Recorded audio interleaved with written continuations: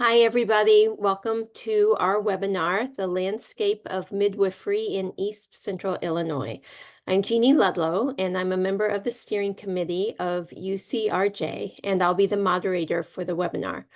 I'll be monitoring the chat for questions, and will do my very best to be sure that your questions reach our presenters. And please feel free to message me directly if you have any technological concerns or difficulties as we move forward. And now it is my great pleasure to introduce our speakers. Hannah Landis is a certified professional midwife with 14 years of experience attending births. Hannah was led to midwifery via her background in political science. She immediately saw that midwifery was a political issue when she became pregnant with her son in 2007 and couldn't find a midwife, and knew that her path was to impact change and promote access to midwifery care, which eventually meant becoming a home birth midwife herself. Hannah became an international board-certified lactation consultant in 2021 in order to provide her clients with the highest quality breastfeeding support. In 2023, Hannah received a master's in molecular and cellular biology from UIUC, where she studied mechanisms related to nutrition and pregnancy. Hannah wrote and published a nutrition guide and cookbook called How to Grow a Baby, a Midwife's Cookbook, in 2019, in order to provide families with resources on what she feels certain evidence suggests is the proper human diet to best support fertility and pregnancy. In 2023, Hannah started a nonprofit organization called the Danville Birth Project with a mission to promote access to midwifery and doula care in Danville, Illinois. Hannah's passion is providing high quality and intimate midwifery care in the community setting, spending time with her husband and 4 children, and promoting nutrition in her community. And Hannah is presenting today with Isis Rose. Isis Rose is a doula, nonprofit executive director, and student midwife. Isis discovered her passion for birth work as a graduate researcher at the University of Illinois at Urbana-Champaign while she was pursuing her PhD. Isis left academia to become a birth professional in 2019 when she received her master's in sociocultural anthropology with a graduate minor in gender and women's studies. After giving birth to her first child at home in 2018, Isis became an advocate for community midwifery and home birth specifically. As a doula, birth assistant, and student midwife, Isis has supported families and attended over 80 births in homes, hospitals, and at the birth center of Bloomington Normal.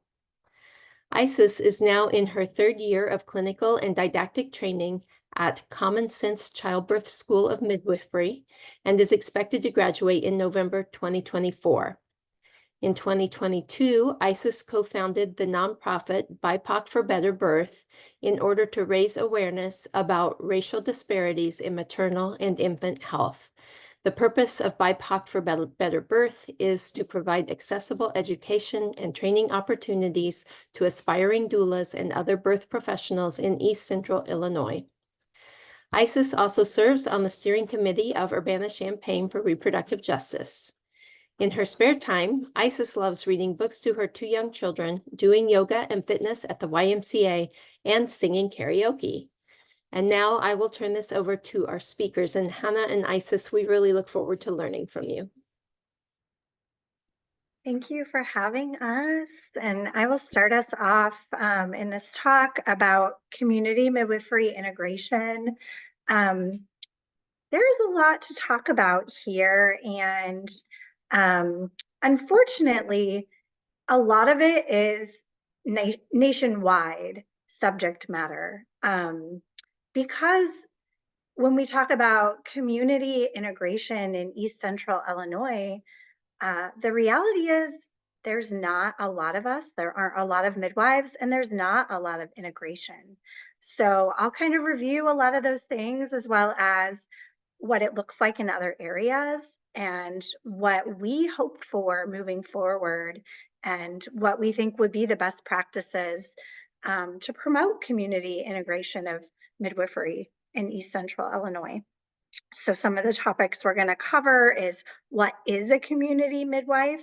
That's something that I think the general population doesn't really know. What is the evidence for community birth? What's the demand for home birth right now? What's the safety? Um, what are maternity care deserts? And what is interprofessional collaboration and how can that help us do what we do? So, yeah, I think Isis was going to talk about this. Yes. So, well, what is a community midwife?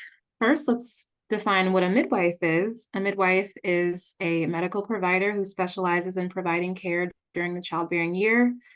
And there are several different credentials that can vary state to state.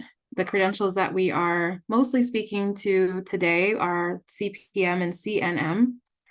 And a community midwife is someone who would hold these credentials, or even a traditional midwife, which is not listed here, which is someone who does not hold any credentials.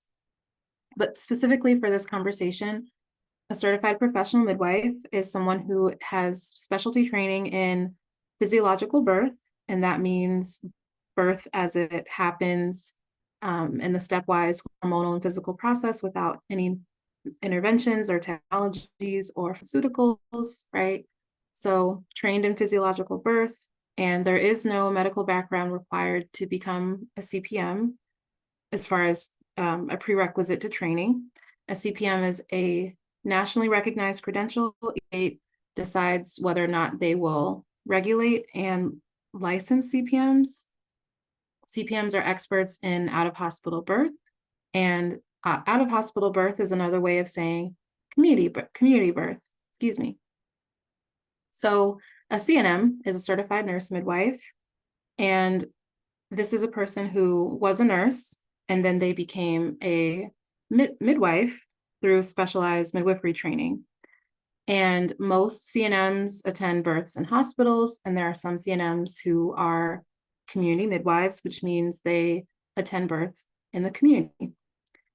And we've just defined our other terms here. So below we have home, that's the location of a birth that is neither a hospital nor a freestanding birth center. This is usually someone's personal home. Sometimes it could be a hotel. So home can actually be a broad term. And then birth center is a specific facility that's designed for people who are low risk, who are planning a physiologic birth. And then community birth, like I mentioned before, this is a birth that occurs outside of the hospital. And these births are typically attended by community midwives. And again, community midwifery or community birth is very specific because it's talking about a specific group of people that are categorized as low risk. So, in this conversation, we're talking about healthy, low risk people who are choosing to have a birth outside of the hospital because they don't have risk factors that would indicate a possible surgical birth. So we're being very specific in the language that we're using.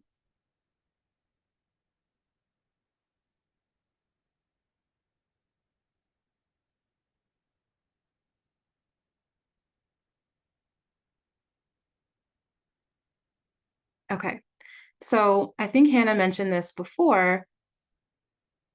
We don't really have a lot of data when it comes to community birth, and that is not just an issue that's specific to Illinois.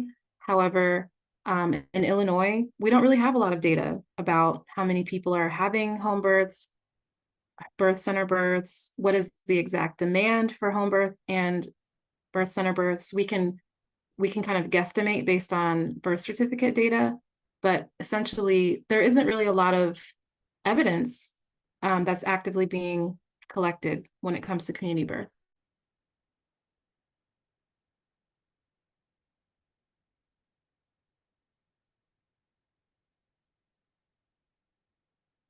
Do you want to speak to this one, Hannah?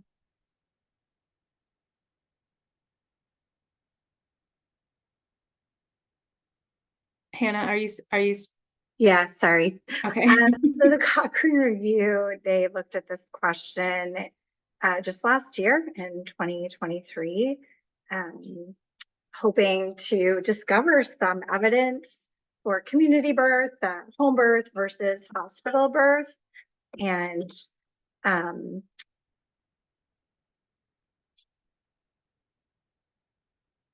so they showed there's just uncertainty.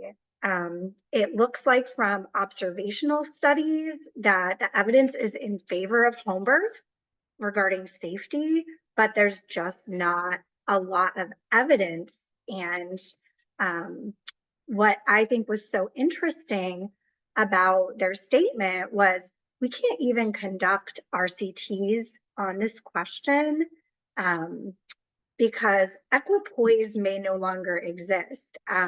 What they're saying with that is that RCTs can't even happen because of ethical considerations. The power structures that exist are actually too unbalanced to even approach the question. So I think that that's really important for us to recognize that there is no equilibrium, there is no balance of power in this that would allow the question to even be answered. So there's a lot there. We're not really going to focus on that today, but just to point out that regarding home versus hospital birth, we don't have a lot of great evidence. However, the observational studies and the evidence that we do have is very favorable in regards to safety. What the Cochrane Library did look at was midwifery continuity of care models. And that is something that we can study a little bit easier. And in fact, just this 2024 review found that this is a pretty powerful intervention.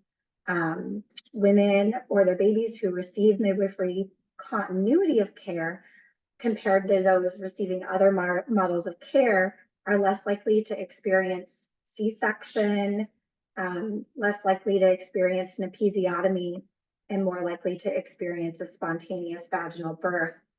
Even just planning birth with a midwife, even if they end up risking out of care, the risk of all of these interventions is lowered simply by having midwifery care at any point in pregnancy.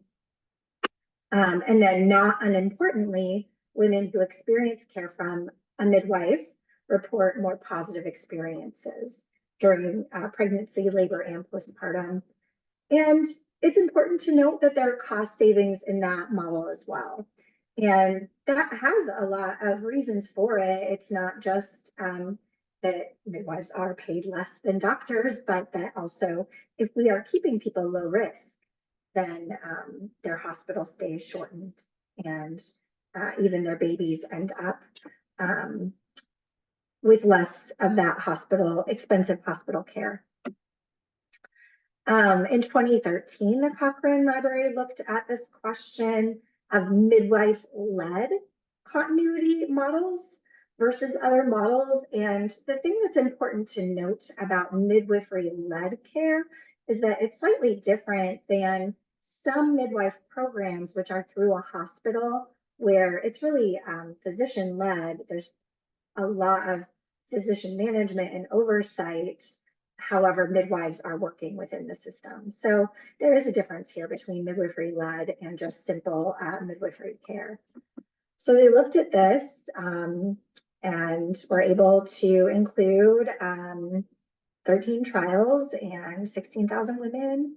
And they randomized, who received midwifery care in some of these trials and found a significant difference, of course, in receiving epidurals, significant difference in instrumental birth, episiotomy, and spontaneous vaginal birth was increased significantly. However, in this group, there was no difference between C-sections, I believe. The other interesting thing about this midwifery-led care that has been reported in a lot of literature that is trying to solve these problems, such as preterm birth, is that midwifery-led care significantly reduced the preterm birth rate. as well as the fetal loss rate. So it's a big deal. Preterm birth impacts approximately 10% of the birthing population. And the March of Dimes, which is highly involved in reducing the preterm birth rate, tracking the preterm birth rate, they have identified midwifery-led care as the only intervention that actually lowers the preterm birth rate. So they have found no other intervention, no medical intervention, no other procedural intervention that lowers the preterm birth rate besides midwifery-led care.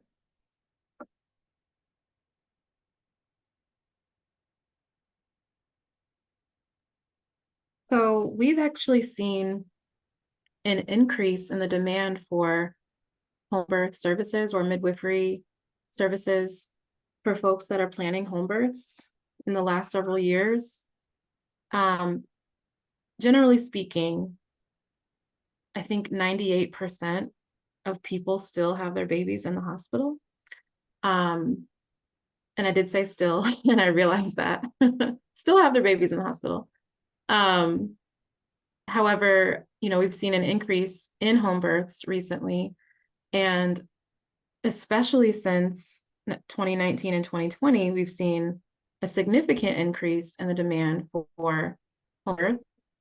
I think a lot of the demand was probably inspired by COVID, which we can talk about. But, we don't really have enough midwives to meet the demand. And I think that demand will continue to increase. You can, next slide, please. So, as I mentioned, there's been an increase in the demand for home birth and community birth. That includes birth centers. And I'd like to make a pillow for it. Hold on one second, okay? Okay. Small children. And so we can speculate on what the reasons are for this increase. I think we have also seen, in addition to these, in addition to the COVID-19 pandemic, right? Alongside that has been this recognition of the maternal health crisis in the United States. And specifically, since 2017, we've seen kind of a journalistic explosion of media related to the Black maternal health crisis and the fact that there are these racialized disparities in maternal health, specifically Black women, Black birthing people having worse pregnancy and birth outcomes, higher rates of maternal and infant mortality. And so one of the things that is driving birthing alternatives is birth equity and the notion that healthy, low-risk people, especially people of color, could benefit from midwifery-led care. And so I think it's important that we recognize the power of community birth and its capacity to allow people of color and all people really to reclaim their disrupted birthing patterns.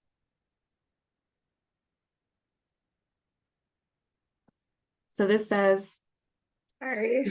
It's okay. Despite obstacles, community birth rates increasing rapidly, driven by demand among Black people, Black, Indigenous, and Hispanic people. And furthermore, systemic barriers and a racist healthcare system has disproportionately cut Black, Indigenous, Hispanic, and Asian Pacific Islander people out of access to community birth options. That's another way of saying that while the demand for home birth and community is increasing, access to midwifery care under these models can be difficult because of the cost for folks. And so people have been getting creative with how to make money not a barrier for people seeking these services.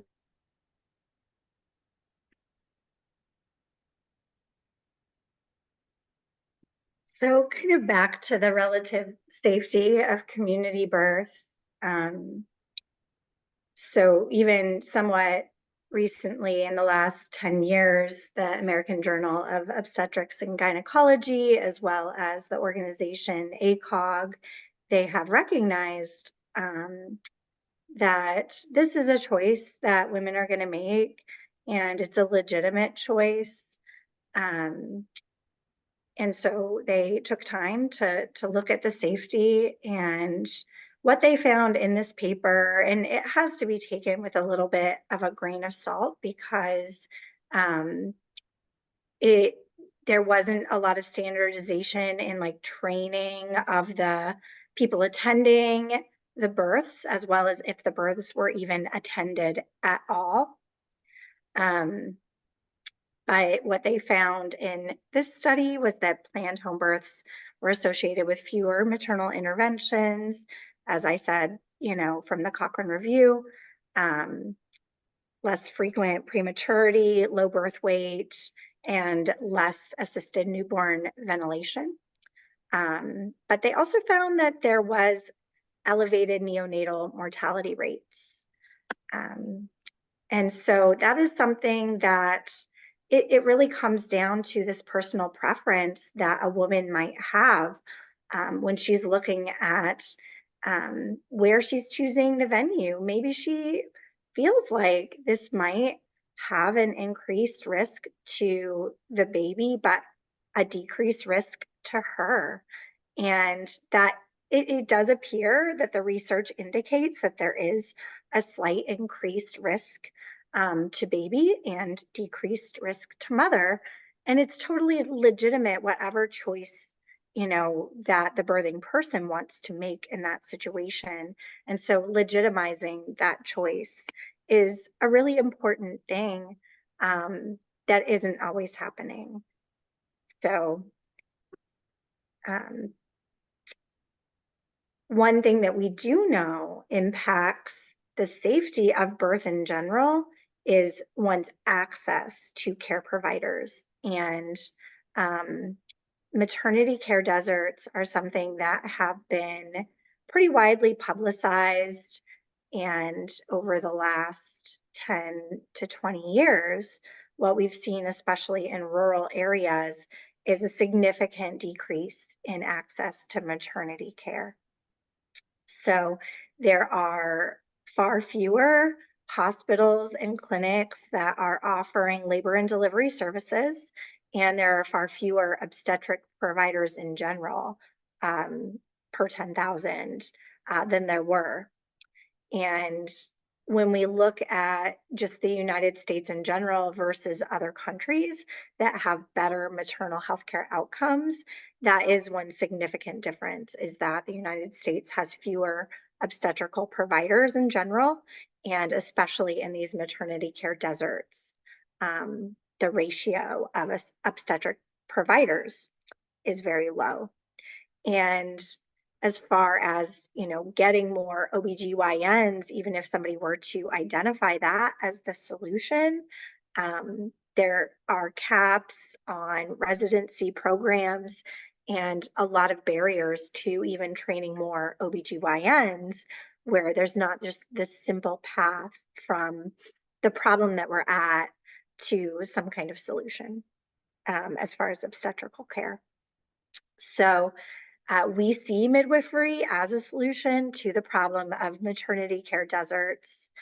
And something I think I failed to mention, we do see that there's this huge impact in outcomes when people have to travel a long distance to get to a hospital that they can birth at. And one of the factors driving the shutdown of many labor and delivery services is that the Medicaid payout for these services is so low that it's not creating a sustainable environment. So a lot of these hospitals just continue to have like conglomerate systems where they are moving their facilities to kind of one central facility, one central hospital, and shutting down like smaller regional hospitals because it's just so expensive to run them. And they're not getting those payouts through Medicaid that would make those services more accessible.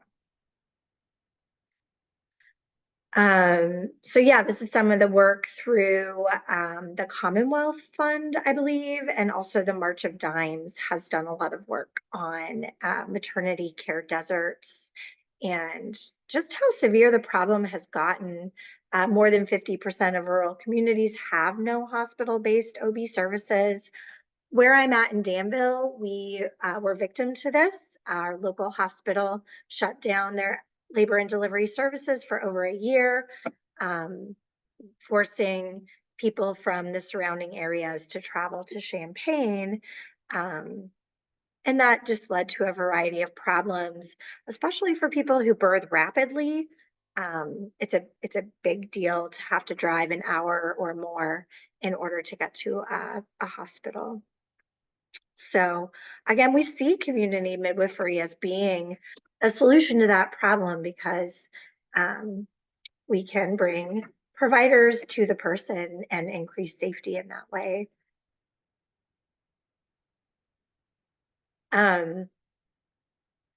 So, you know, a lot of economic analyses have been conducted in looking at what this pivot to home birth might give us. And one good thing that came out of the pandemic was that so many people saw the benefit in out of hospital birth experience. And so that prompted even some more insight into what this realistically could look like to build. So there have been several economic analyses that suggest just having 10% more births taking place in the community setting could save about 11 billion per year without compromising safety. So that's a lot of money. But it still comes down to whether that infrastructure is going to be built, right? So this article in Frontiers, which is a prestigious journal, identified two big needs, and that is to build the infrastructure of legislation and insurance in order to provide community birth.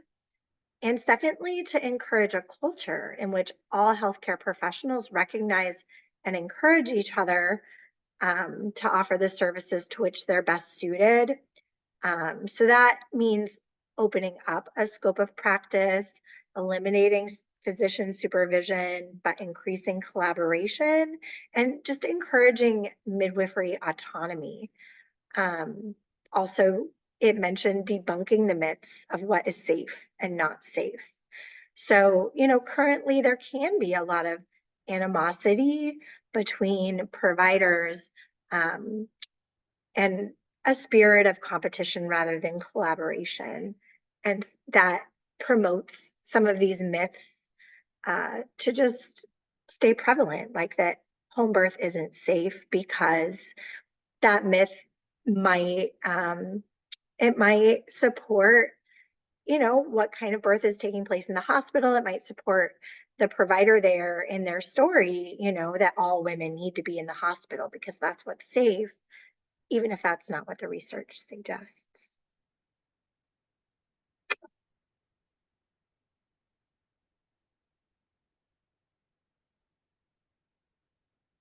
So yeah, this just is talking a little bit more about maternity care deserts and the fact that the US has fewer healthcare professionals than other high-income countries. And we know that the United States has among the highest poor maternal outcomes in the industrialized world. And this is probably a large factor in that there are less obstetric providers overall and far fewer midwives in the United States. So the number of midwives in the US is 4 per 1,000 versus 25 to 68 midwives per 1,000 in comparable nations. So if we're going to switch to midwifery care, we do need a lot more midwives. And so that's why, you know, here in East Central Illinois, we are focusing on training more midwives and planning for this future where hopefully we're transitioning to a different care model.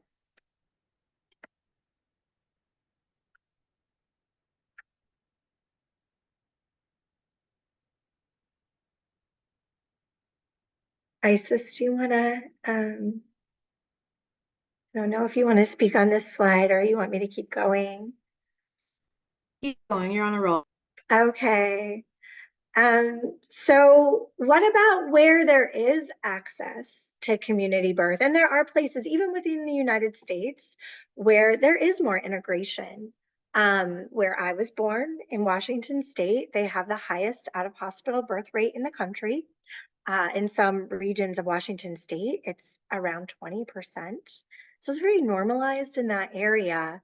And so once we cross that bridge that we have community birth, where do we go from there? How do we optimize the healthiest outcomes? So what we know from places like Washington State is that quality of care is improved when there's more coordination and communication during the process of transfer. So sometimes during the course of a home birth, everything's not super straightforward. Usually it is. Physiologic birth doesn't really require much of anything. Babies just fall out. But sometimes they don't. And so what then? Sometimes it means we transfer to the hospital.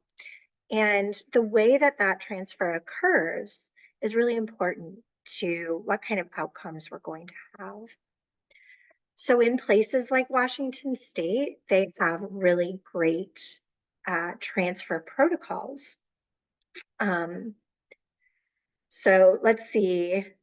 There have been organizations that have looked at this level of integration of midwives, and they developed a midwifery integration scoring system. And one thing that's really interesting about this scoring system, I didn't put the map up, but they have a map of the United States that they've developed, and it shows those states that have the higher scoring rate. And then if you take that map and you look at maternal health outcomes in general, you find that they're basically the inverse of one another. So the more midwifery integration there is, the less maternal morbidity and mortality. And it's pretty striking. If you look at the map, even at the county level, you see that midwifery integration is just even the density of midwives is correlated to newborn outcomes and birth outcomes. So I think that that's really fascinating. And I don't think that it's all related to midwives catching babies because it's still a low percentage. But what I think that even just the presence of midwives affords is a pressure on the system and competition that makes the whole system have to perform better in order to compete with how wonderful and amazing midwives are.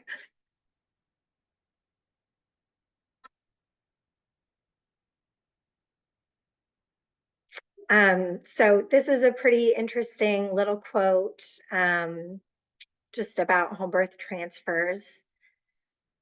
It says, compulsory interprofessional interactions that occur during intra and postpartum transfers from home to hospital bring ascendant biomedical knowledge systems into contact with the contested and marginalized knowledge systems of out-of-hospital midwifery.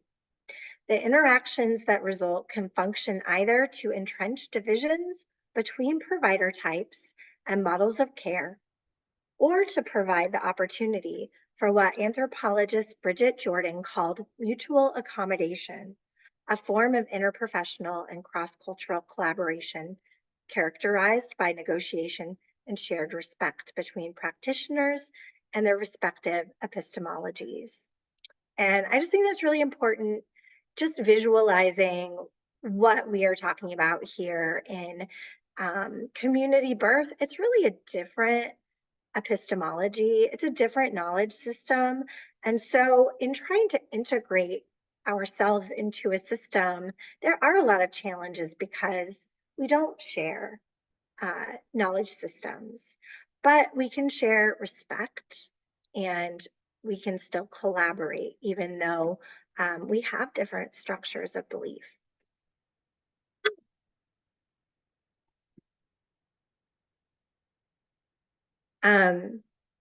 So in developing these transfer protocols that we know are so essential to improving birth outcomes, like they have been in Washington State and other places, there are just challenges that come up, especially with hospital-based providers, such as the belief that home birth is substantially more dangerous than the current studies suggest. And also, to give some empathy to their point of view, there are very real experiences of fear and frustration when physicians are forced to assume the risk for caring for another provider's patient, right? So there's this perception that, you know, people only come into the hospital when things are a disaster, and then the hospital has to take that over. Now, that's not really the case, but it's definitely a real perception. And so there's just challenges related to interpersonal communication. So this is a program that was put together by Washington State as a nationwide model for enhancing the safety of hospital transfers. It's a really great program. We have actually put together a PowerPoint presentation that has been presented at Carl, based on this Smooth Transitions program and, communicating all of these best practices. And it actually has already done a lot. So since this program was introduced, that patient experience of care when transfer occurs has dramatically improved.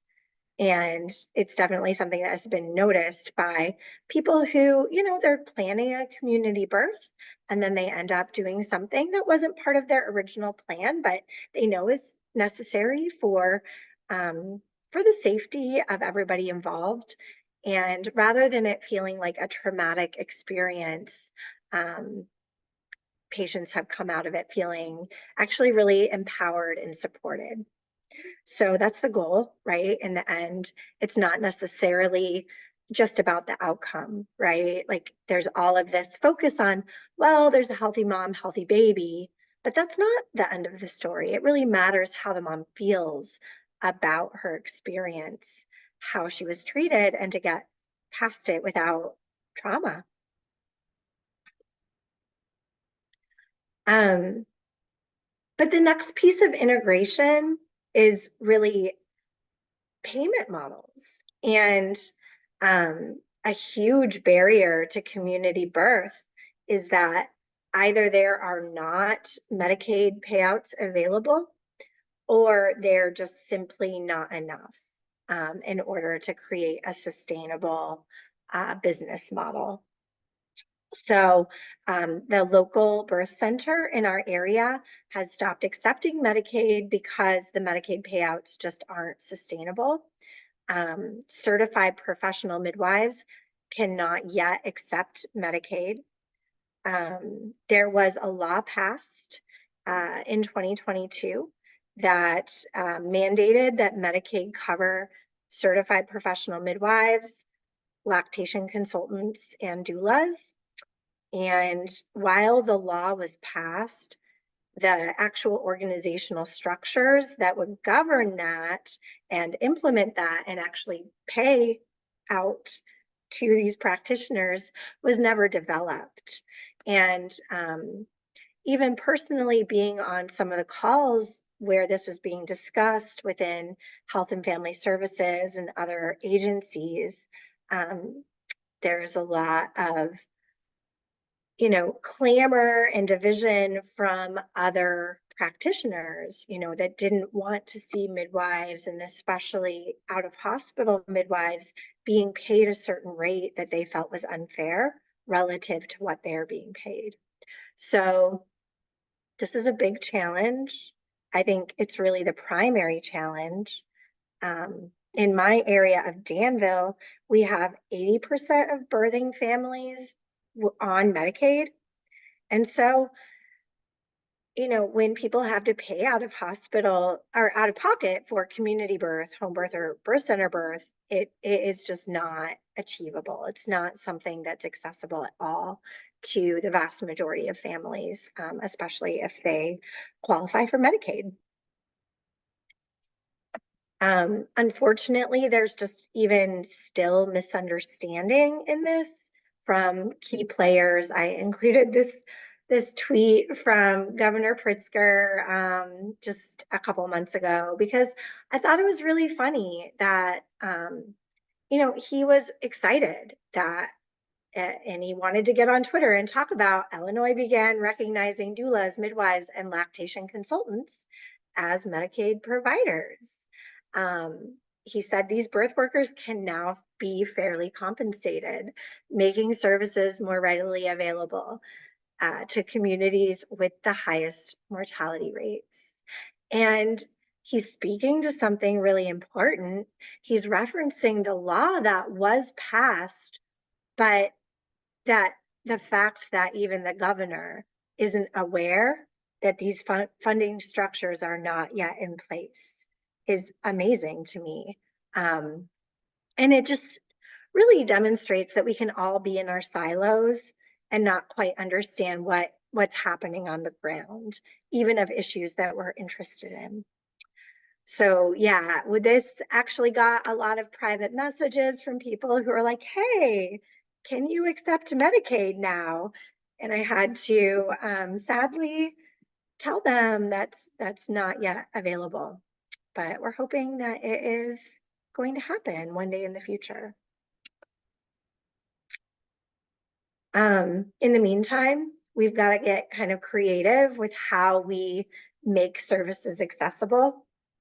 So that brings opportunity for nonprofits, grant funding, and then private insurance and self-pay when that's possible, a birth equity fund and other scholarship programs are great innovative strategies that are definitely being utilized even in our community. I personally am always open to hearing ideas for how we can make these services accessible while we're waiting for Medicaid to cover them. And there's no promise that when Medicaid decides to cover that it's going to be a sustainable rate. So we're hoping, we're crossing our fingers, but in many other states where Medicaid does fund services, the payout to midwives is something that is like essentially less than minimum wage. So most midwives do not accept Medicaid.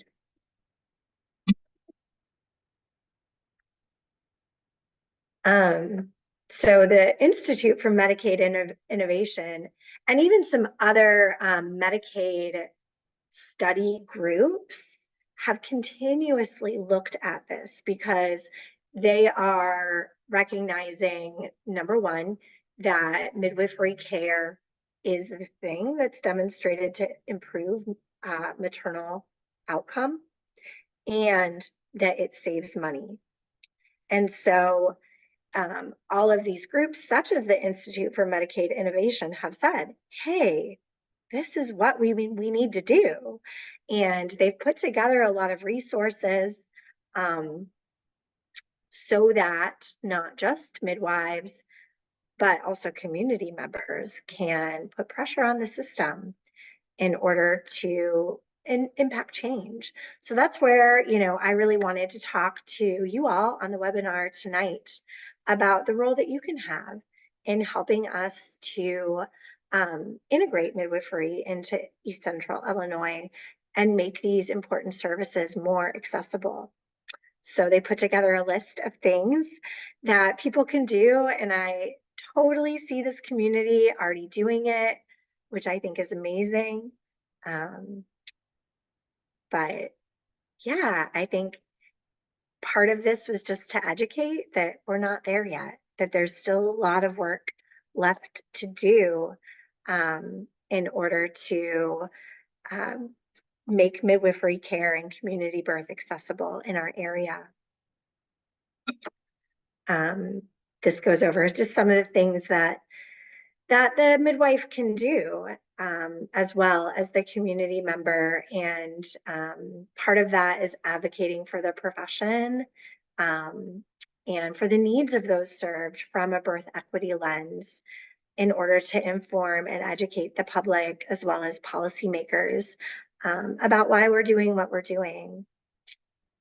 So yeah, that is the point of this presentation.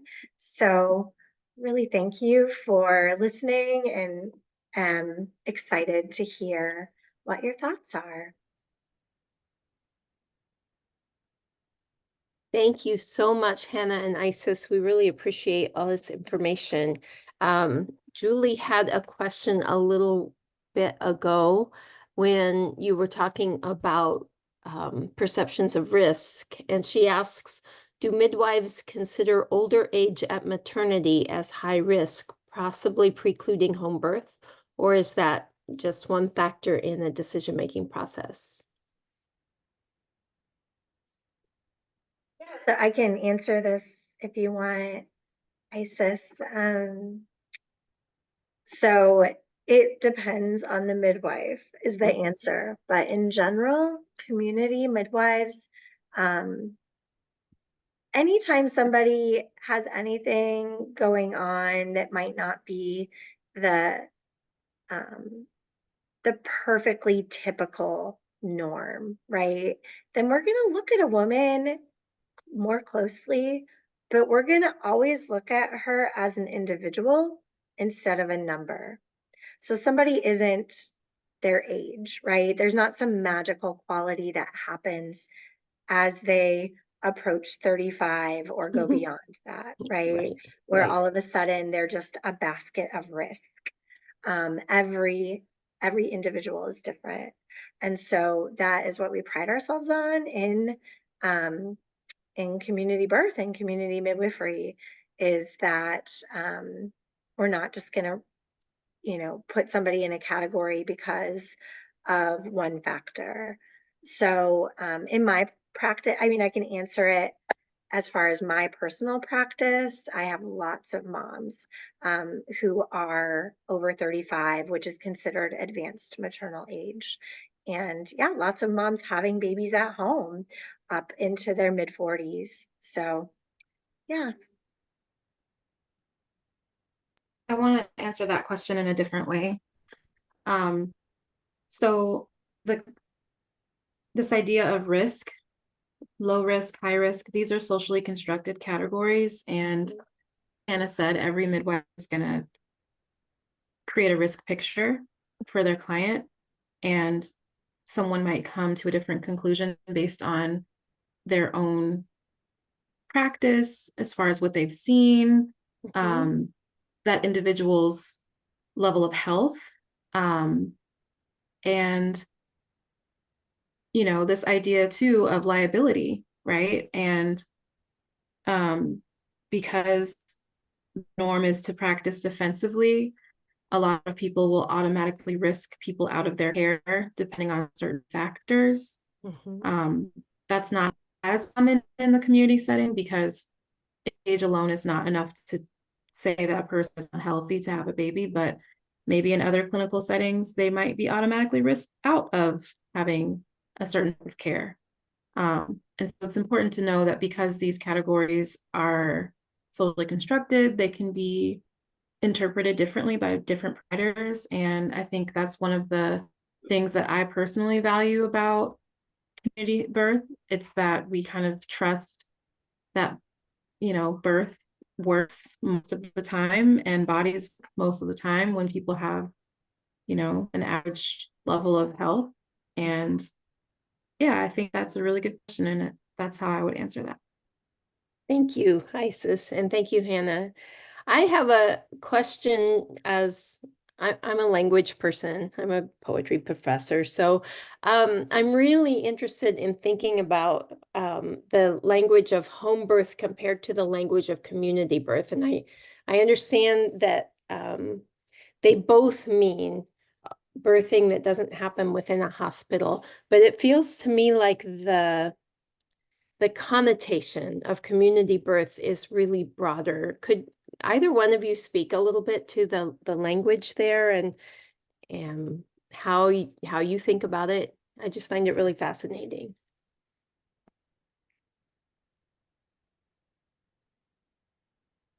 Well, I can start, but I think Isis, you would probably have some good things to say about this. I think that there is a difference. When we're saying community birth, obviously we're talking about birth centers as well as home.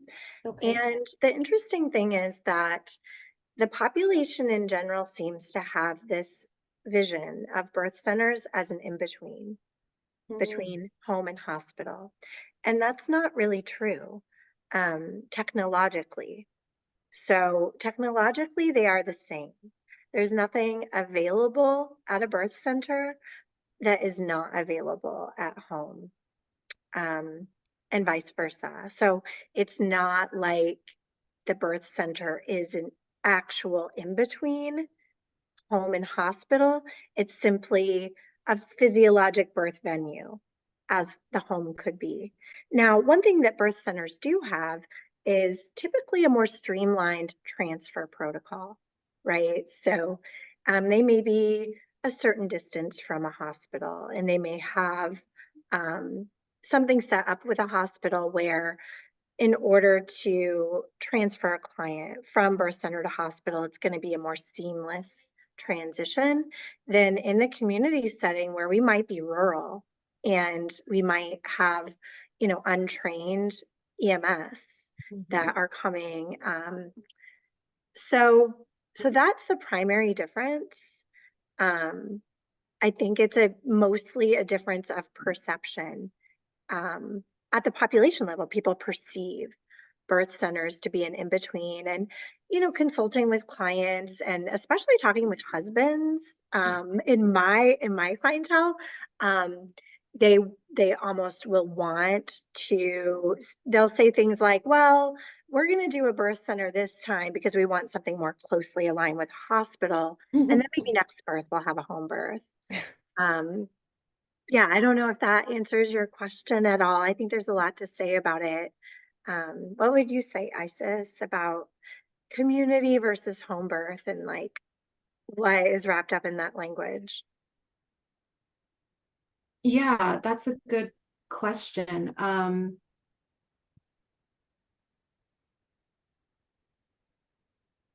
I don't even know how to begin to answer that. I think I think that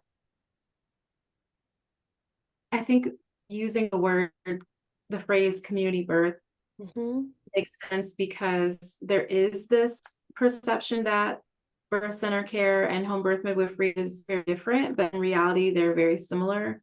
And Mhm. so I think this is an attempt to put them in the same plane because they are, right? Mhm. Like Hannah said, Mhm. they support physiologic birth. I think, most birth centers are run, maybe not most, a large percentage of birth centers are run by nurse midwives. Mhm. And there's also this perception that the birth that's happening in those facilities is more safe or more legitimate, something. And I think, again, this is kind of our way of, and by our, I mean the larger midwifery community's way of Mhm. putting the two credentials in the same um, space, same realm. Got Um, it. and that would be kind of how I would answer that.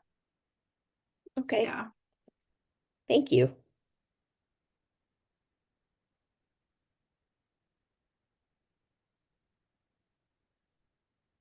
Any other questions?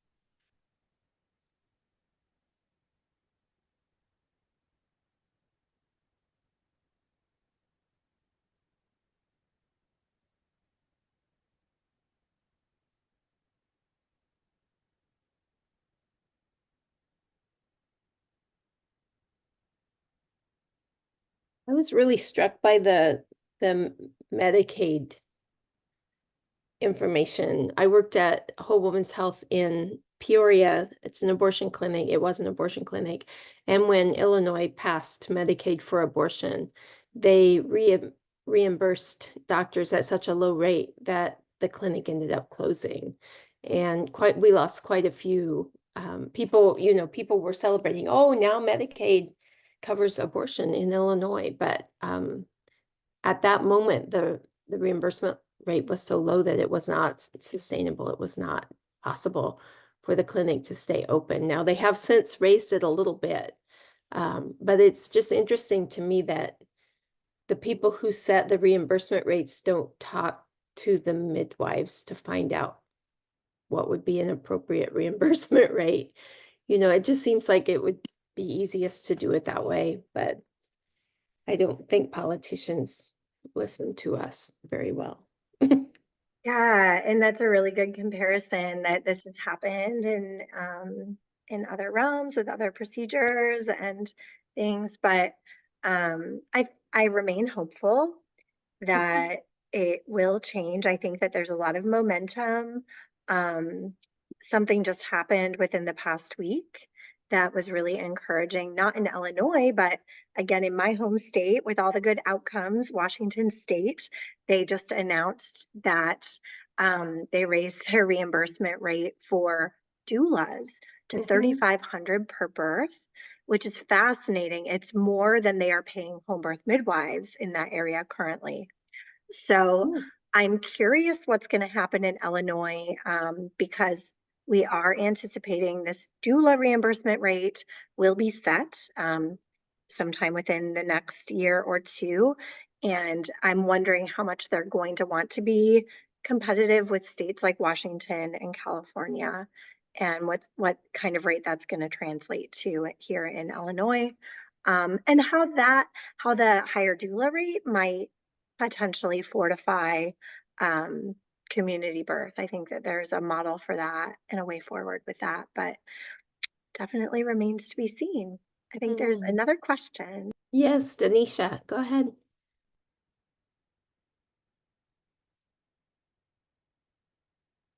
You might, yeah, there you go. Hi, thank you. I'm sorry. Thank you so much for the presentation. That was great. I really got on here today because I have been thinking about becoming a midwife. So I really appreciate this. Like it gave me some good insight on why I should even pursue it even more because it is becoming something that is starting to be recognized as I like to say trauma-informed and very holistic service that can be utilized in our society, especially to help our Black mothers and their families.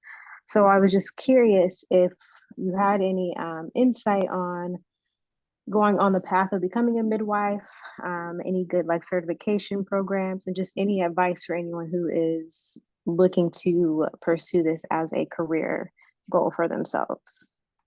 Thank you.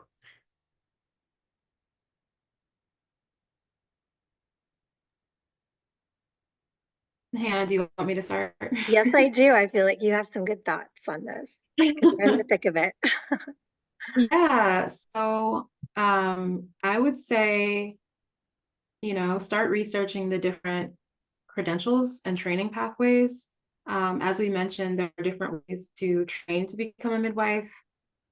You could become a nurse and then get specialized midwifery training with that nursing background.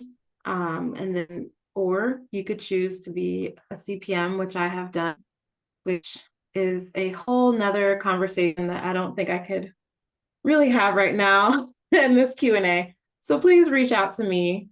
I can put my information in the chat about my specific journey. But in general,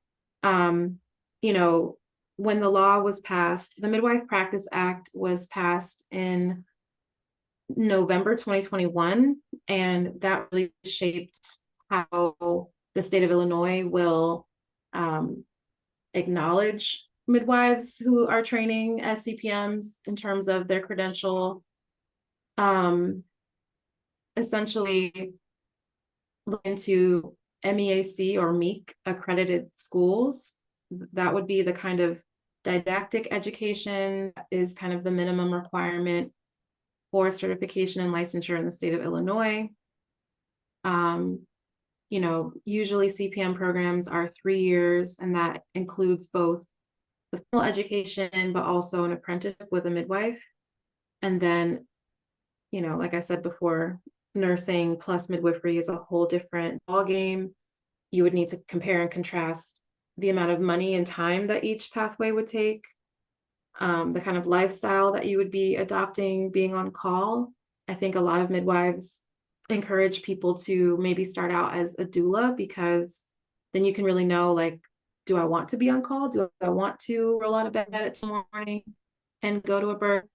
And if you were working in a hospital setting versus in the community setting, you would have more kind of like shift work. You might be, you know, doing 24-hour shifts. Whereas if you were an independent provider, you don't have shift work. You have maybe a looser structure, and that can lend to more unpredictability in your schedule. So it really just depends on your needs and your lifestyle and the kind of midwife you want to be. But I'll also let Hannah answer that question.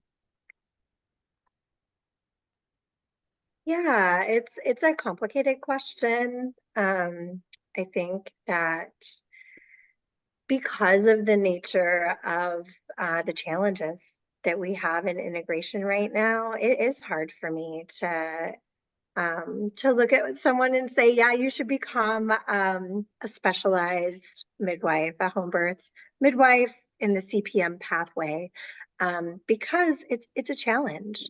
And while I'm hopeful that we're going to achieve these integrations, it's not a promise. And I've been in this space for almost a decade and a half, and I'm kind of tired, and I worry how much longer it's going to take. But every step forward has been super encouraging, and I'm in it for the long haul, and I'm so glad that ISIS is here, you know, by my side and on this journey. But I would be lying if I said it was easy. For some people, I think it does make a lot more sense to go the nurse midwifery path, because there's a lot more lateral movement possible. Because if midwifery doesn't work out for you, you can work as a nurse, or do a variety of other things. Whereas our training in out of hospital midwifery is so specialized that if one day we decide we don't want to do it, there's really not a lot of lateral movement. So it's amazing, rewarding work. I wouldn't rather be doing anything else. But it's definitely a challenging path, to say that. Yeah. Thank you. Okay, any other questions? I just wanted to say I really enjoyed your guys' presentation. And yeah, I feel like community-based midwifery would be a great solution to the gap in care, considering the whole like care desert situation in like these rural areas.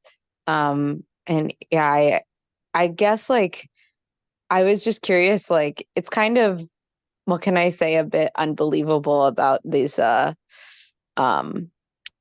the lack of like implementation for that like Medicaid payout after this law has been passed, just because there is like such a apparent need. So I guess I was just kind of curious like about those barriers. Yeah. Thank you. Yeah, I'm right there with you in confusion. And I think it's great that you guys are able to get that out of this, because I think that that's the primary point, that you know, we had Illinois conduct several reports. In 2023, they issued a maternal mortality report. And in that report, they indicated that what they saw was the solution to the problem was increased access to community midwifery. And then to have them, to have policymakers write that and then not follow through. Or even not be aware that the law that was passed has not truly been implemented. It's frustrating, it's confusing, it's hard to know where to go and who to talk to. But it's kind of opened my eyes, like how many things actually work like this, that maybe people think that they're doing something. And at the end of the day, the program doesn't get implemented properly. So yeah.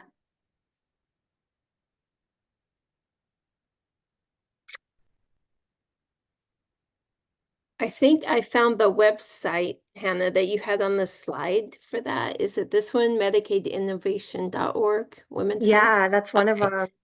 Okay, so I thought I would post that again so that folks could capture that.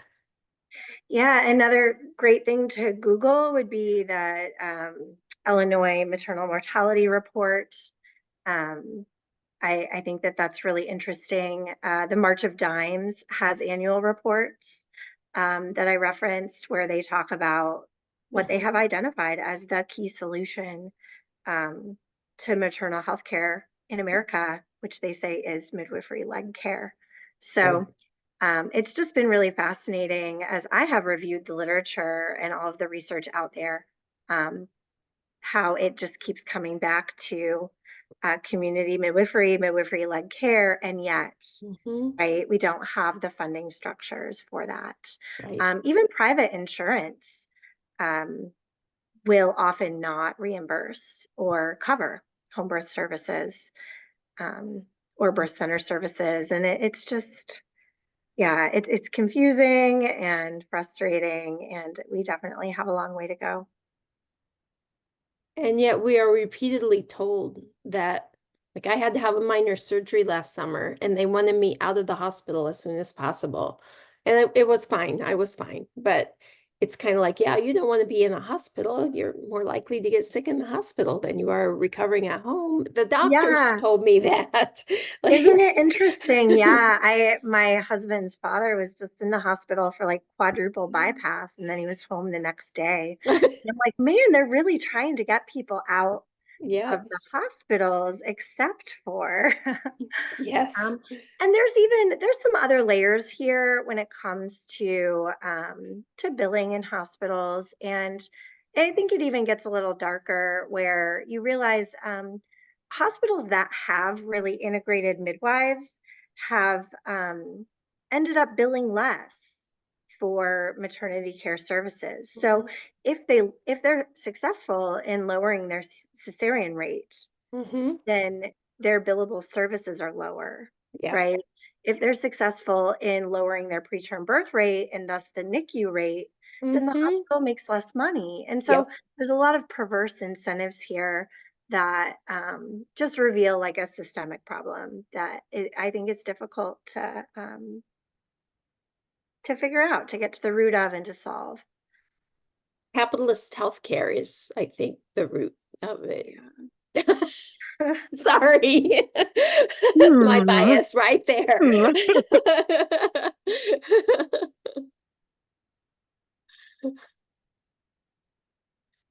Oh, sorry. Yeah. Thank you. Itching. Thank you for holding that space for that confusion. Yeah, definitely. It can be frustrating, especially like, there, and it's not like in these areas with care deserts as if babies aren't being born, right, at home. Like it's just less formalized and thus more dangerous, like, so that's just kind of what was on my mind. Thank you. Okay. Any other questions?